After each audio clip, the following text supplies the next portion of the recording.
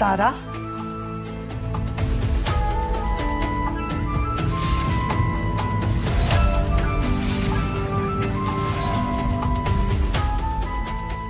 आजी,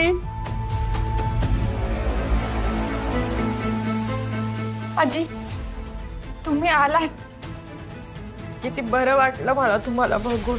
तुला बरं वाटावं म्हणून नाही आले मी, सत्य जाणून घ्यायला आले. माझ्या प्रश्नांची खरी खरी उत्तरं दे. माझ्याकडे वेळ कमी आहे.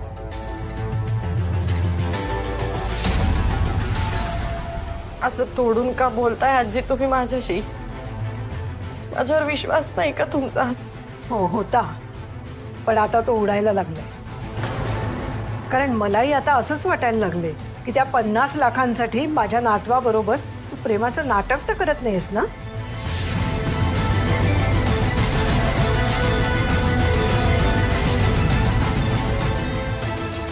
आणि मला खरं खरं सांग, यशोधरेच्या मृत्यूमागे तुझी काय इन्व्हॉल्वमेंट आहे?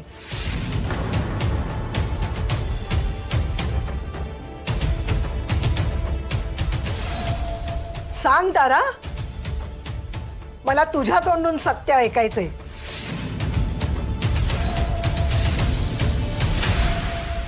असं एकदम काय झालंय आजी तुम्हाला? तुमचा विश्वास नाही का हो माझ्यावर?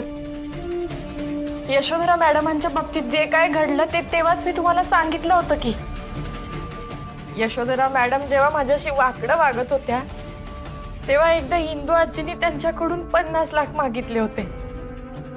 पण खरं सांगते आजी, त्यातला 1 रुपया पण मी वापरला नाहीये, माहितीये ना तुम्हाला. अगं सगळीच प्रॉपर्टी हाताला लागते म्हटल्यावर त्या 50 लाखांचं काय घेऊन बसलीस? अख्खा समुद्रच हाताला लागतोय म्हटल्यावर चमचाभर पाण्याने काय तहान भागणार आहे? ते म्हणजे यशोधरेला नाहीसं केलं की सगळंच तुझं. कशावरून तू खरं बोलतेस?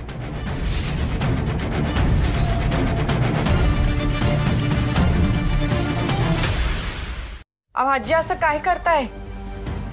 यशोधरा मॅडमांच्या बाबतीत नेमकं काय घडलं, कसं घडलं ते सगळं केव्हाच सांगितलं की मी तुम्हाला. आज यशोधरा मॅडम गायब होण्यामागे जर कोणाचा हात असेल तर तो शकुंतला आत्यांचा आहे.